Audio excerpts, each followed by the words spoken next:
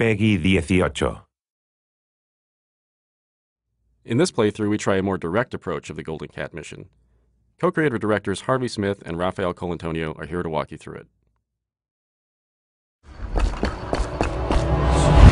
Okay, so this time the player has done a different sequence leading through the streets leading up to the Golden Cat, and it has come in through the rooftops.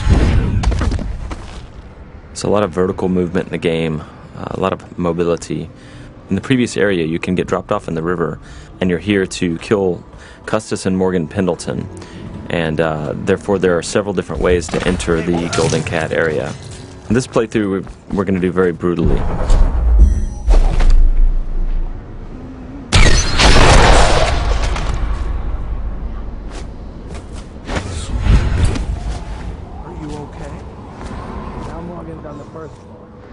Need to get the men in position. The Ivory Room. All I can tell you is it's very heavily soundproofed. I'll leave the rest to your imagination. Custis is easier at the moment. Some night you just... Why would anyone pay for that? Rats, plague, elixir, bunch of crap. Huh?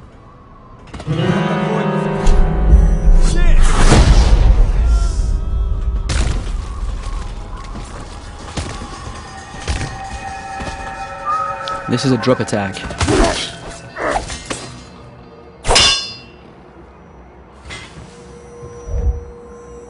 Talk to that nice girl again. The one I told you about. But you're at the Golden Cat, right? Yeah.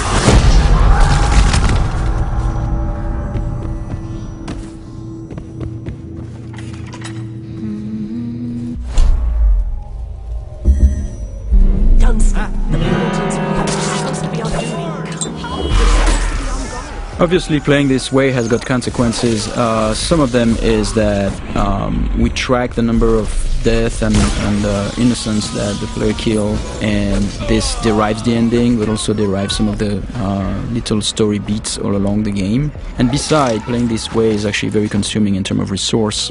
So the player uses those resources like powers and his mana and his health potions, and he has to use them carefully.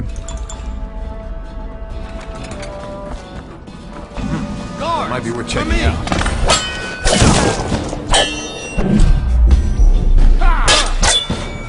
Take out his legs.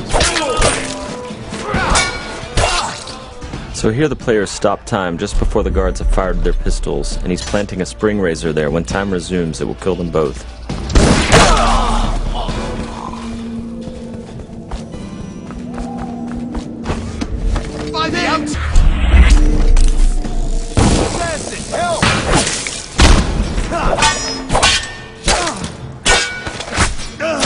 The game's combat with the sword, the melee combat, involves blocking and counterattacks if the blocking is timed correctly. I hear you.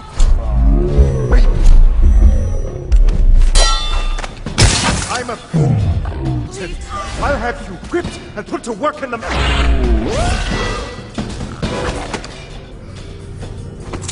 So both targets have been assassinated.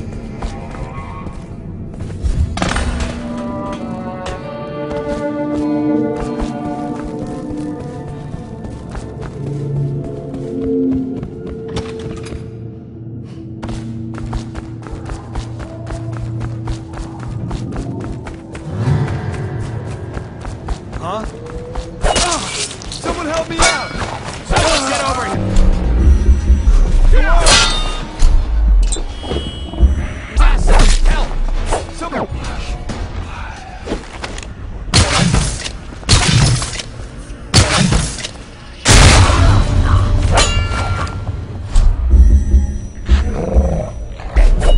The player's summoning rats.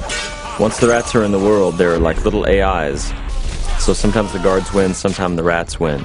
And here the player has possessed one of his own rats and is now getting away.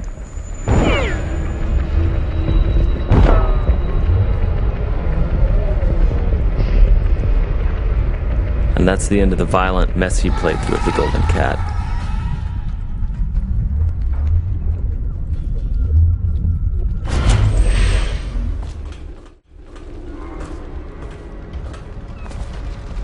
So this is a very different area. The previous area with posh and pretty, this is like desolated, abandoned.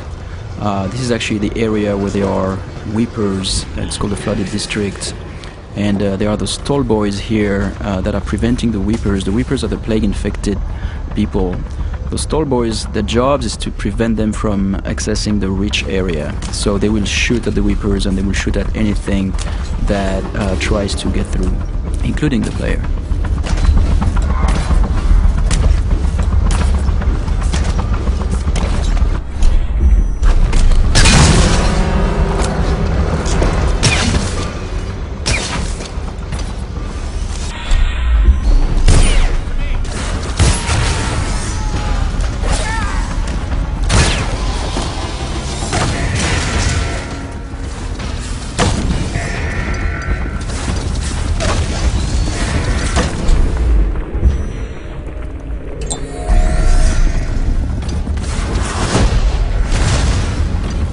Here we're using wind blast to bounce back the arrows at the tallboys.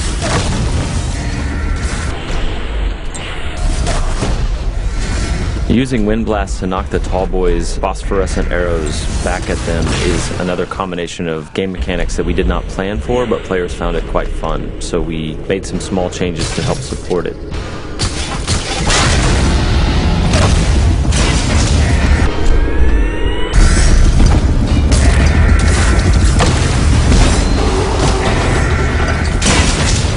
These Stiltwalker guards, the tallboys as they're called, have vulnerable tanks of whale oil on their backs that they use for their incendiary arrows. And so periodically the player is shooting at those tanks, stopping time, trying to get behind them. The shields all around them are actual breakable wooden shields, so they absorb some of the player's shots, but periodically the player breaks one of them off. Here the player just possessed a tallboy and he's going to escape the area through those wall of lights here via tallboy. So the wall of light is a Tesla-like security device that's a powerful electrical field. And the guards at the beginning of their shift are attuned to it so they can walk through it, but the player cannot unless he hacks it.